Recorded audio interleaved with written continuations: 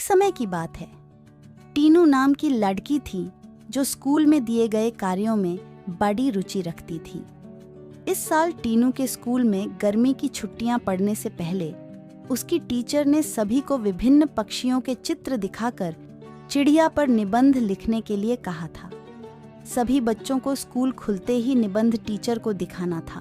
पक्षियों की रंग बिरंगी किताब टीनू को बहुत पसंद थी।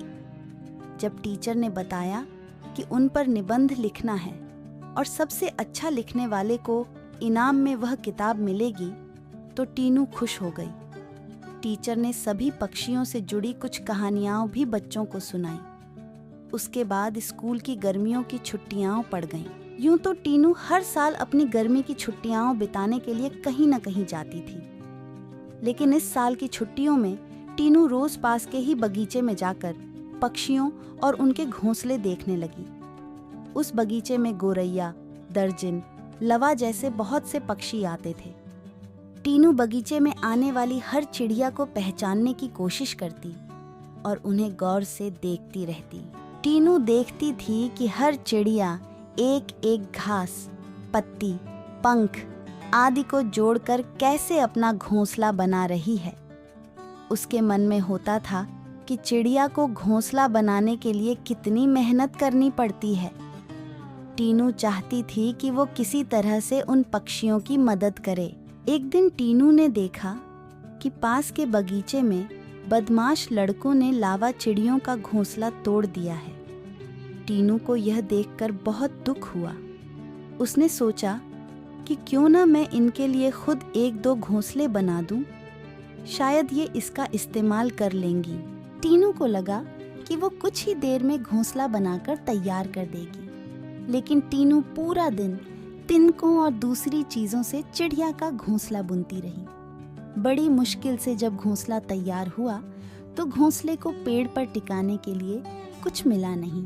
टीनू की माँ ये सब देख रही थी। तभी टीनू ने माँ को बताया, देखिए ना, मैंने चिड़िया के लिए एक घोंसला बनाया है, मगर यह उतना सुंदर नहीं है जितना चिड़िया बनाती हैं।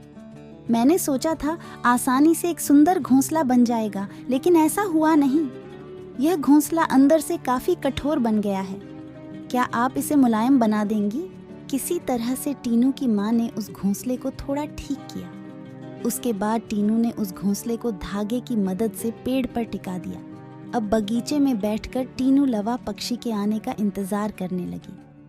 वो पक्षी बगीचे में आए तो, लेकिन टीनू द्वारा बनाया गया घोंसला उन्होंने इस्तेमाल नहीं किया। टीनू के साथ उसकी माँ भी बगीचे में आई थी। उसने टीनू को उदास देखकर कहा, तुम परेशान मत होना, अभी चिड़िया घोंसले पर आ जाएगी। तभी एक लवा पक्षी ने आकर टीनू द्वारा बनाए गए घोंसले को तोड़ दिया।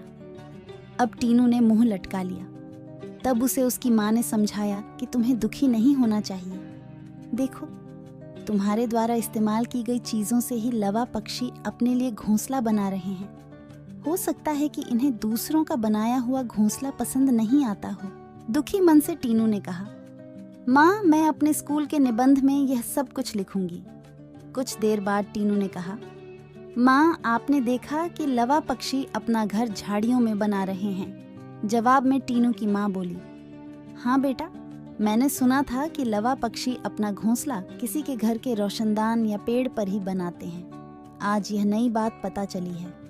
कुछ और दिनों बाद टीनू ने लवा पक्षियों के बारे में एक और बात जानी कि वो सीधे उड़कर अपने घोंसले में नहीं जाते।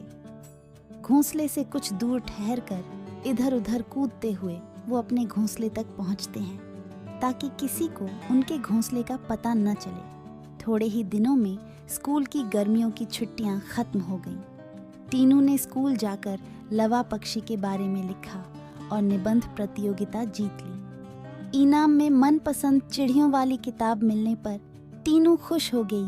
प्रतियोगिता जीतने के बाद भी टीनू रोज चिड़ियों की चहचहाहट सुनने के लिए उस बगीचे में जाकर घंटों बैठती है, मानो उसकी चिड़ियों के साथ दोस्ती हो गई हो। दोस्तों, आपको ये कहानी कैसी लगी? आशा है कि आपको कहानी पसंद आई होगी। ऐसी ही और अच्छी कहानियों के लिए आपके अपने YouTube चैनल विश्वास की कहानी को लाइक और सब्सक्राइब करना ना भूलें। मिलते हैं अगली कहानी के साथ। धन्यवाद।